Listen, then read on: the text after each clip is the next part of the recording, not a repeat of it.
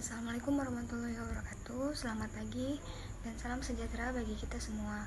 Yang terhormat Bapak Dr. Andes Rizwan Jainuddin, MPD. Yang terhormat Ibu Dr. Dwi Hasmidiani, MSI. Yang terhormat Ibu Dian Eka Amrina, SPD, MPD, selaku dosen pembimbing mata kuliah Metodologi Penelitian Pendidikan. Baiklah, perkenalkan, nama saya Qur'ania Alma Firanda dengan NIM 06031281924059. Pada kesempatan kali ini saya akan memaparkan proposal penelitian saya yang berjudul Analisis Kemandirian Belajar Peserta Didik dalam Pembelajaran Daring pada Mata Pelajaran IPS di SMA Negeri 1 Indralaya.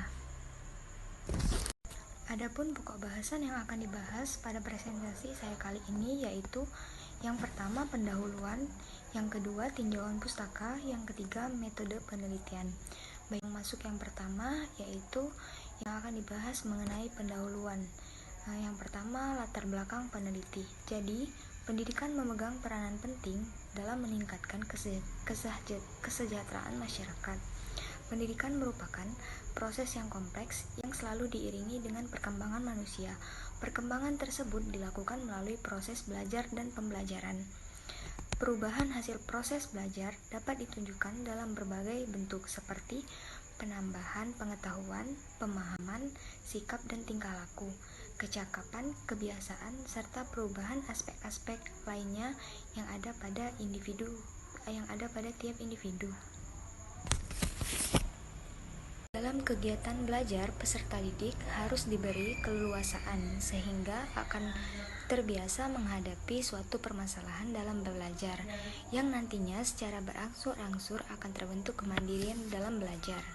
Perkembangan kemandirian merupakan masalah penting dalam kehidupan manusia. Kemandirian dipengaruhi oleh perubahan fisik yang ada pada gilirannya yang akan merangsang terjadinya perubahan emosional, perubahan kognitif yang memberikan pemikiran logis tentang sebuah cara berpikir.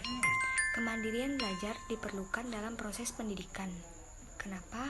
Karena agar terciptanya tujuan pembelajaran yang menekankan siswa aktif dalam mengembangkan potensi dalam dirinya sendiri. Pada saat ini, dunia pendidikan dihadapkan pada pembelajaran jarak jauh.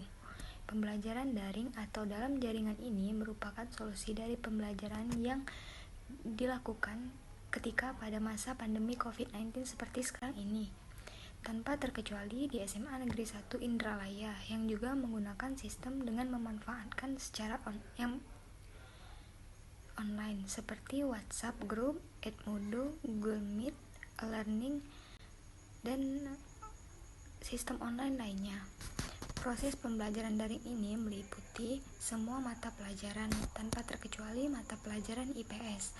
Hubungan kemandirian belajar dan kecerdasan interpersonal peserta didik secara bersama-sama dengan hasil belajar mata pelajaran IPS. Berdasarkan latar belakang yang telah saya paparkan, maka penelitian tertarik untuk melakukan peneliti yang berjudul Analisis Kemandirian Belajar Peserta Didik dalam Pembelajaran Daring pada Mata Pelajaran IPS di SMA. Masalahnya yaitu bagaimana kemandirian belajar pada peserta didik dalam pembelajaran daring pada mata pelajaran IPS di SMA Negeri 1 Indralaya. Tujuan penelitiannya yaitu untuk mengetahui kemandirian peserta didik terkait dalam pembelajaran daring pada mata pelajaran di IPS di SMA Negeri 1 Indralaya.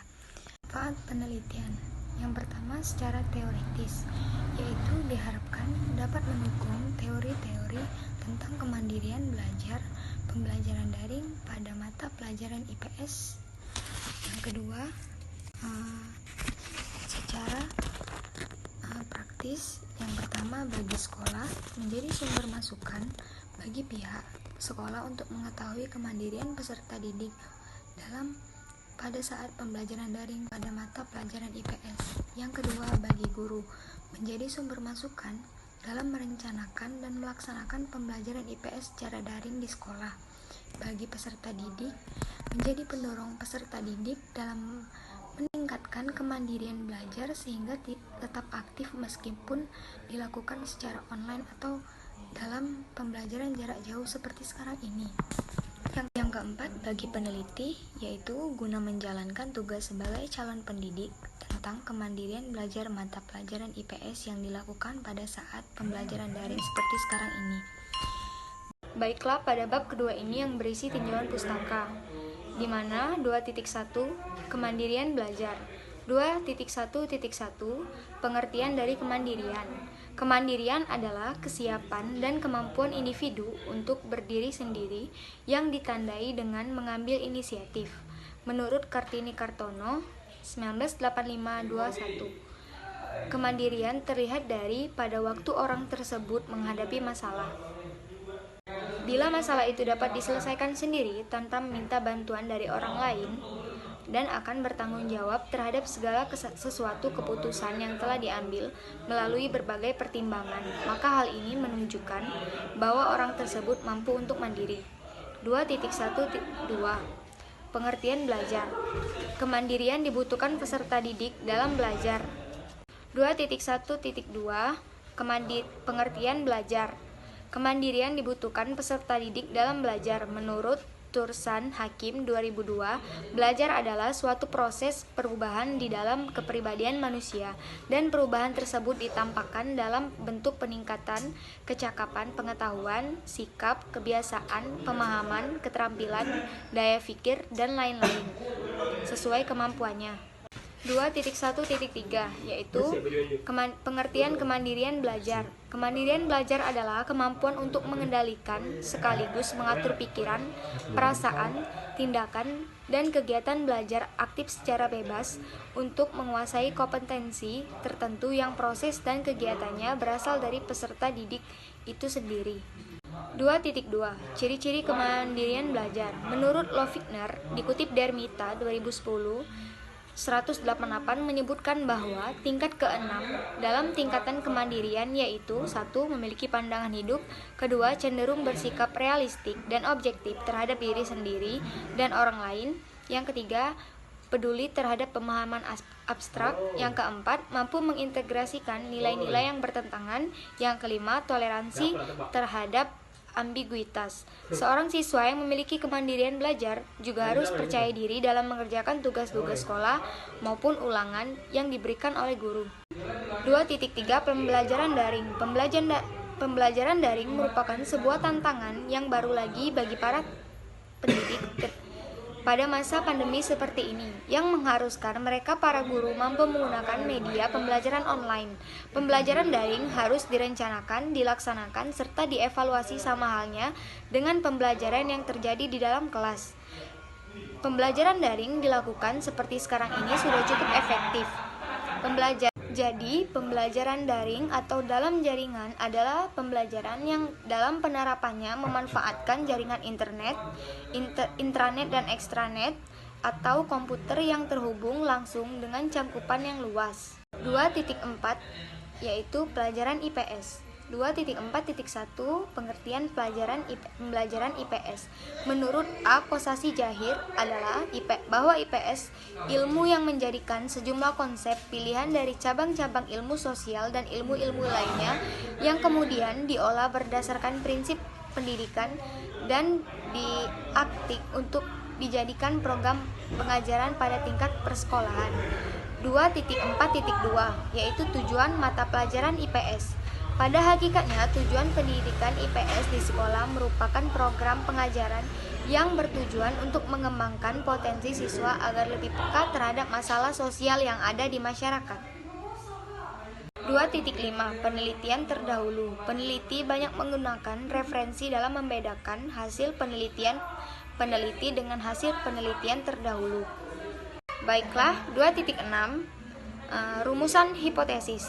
Berdasarkan sumber rujukan yaitu penelitian terdahulu, maka hipotesis dalam penelitian ini adalah menganalisis kemandirian belajar peserta didik dalam pembelajaran daring atau dalam jaringan pada mata pelajaran IPS di SMA Negeri 1 Indralaya.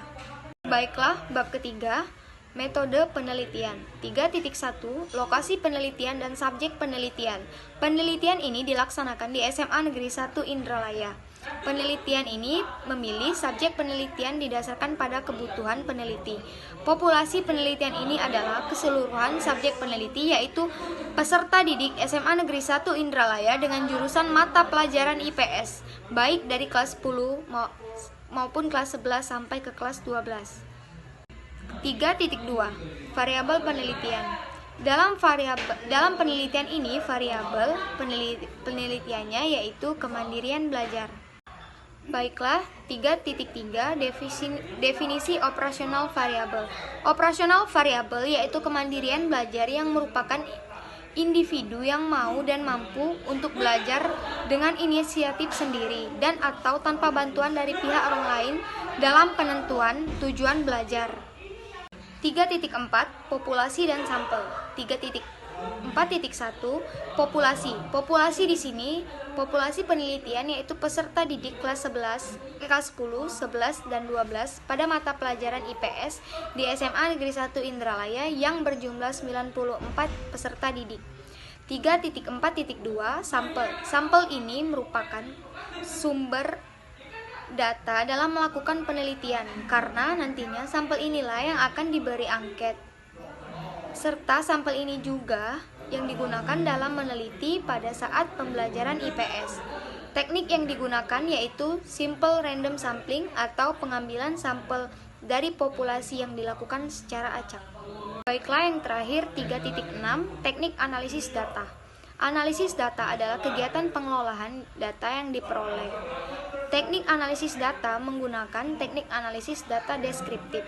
Data yang dikumpulkan merupakan data kuantitatif yang digambarkan menggunakan angka. Pertama, angket. Pemberian angket berupa pernyataan kepada responden untuk dijawab yang dibuat dalam bentuk pernyataan dengan 4 pilihan jawaban, yaitu sangat setuju atau digambarkan dengan SS, setuju digambarkan dengan S, tidak setuju digambarkan dengan TS, sangat tidak setuju digambarkan dengan STS. Pada tabel yang terdapat pada tabel 4 yaitu skor penilaian angket. Sebelum angket diberikan kepada responden, terlebih dahulu harus dilakukan uji validitas dan reliabilitas. Yang pertama, uji validitas. Validitas bertujuan mengukur tingkat kevalidan dari alat ukur yang digunakan peneliti dalam meneliti.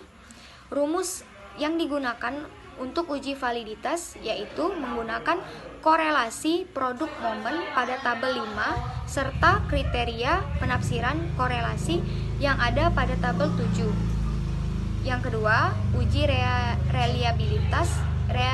Reliabilitas adalah alat yang digunakan untuk mengukur konsistensi kuesioner yang merupakan indikator dan variabel atau serta besarnya reliabilitas dikategorikan seperti tabel 9 yaitu klarifikasi koefisien reliabilitas.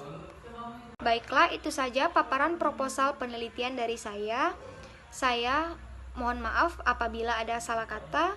Saya ucapkan terima kasih. Wassalamualaikum warahmatullahi wabarakatuh.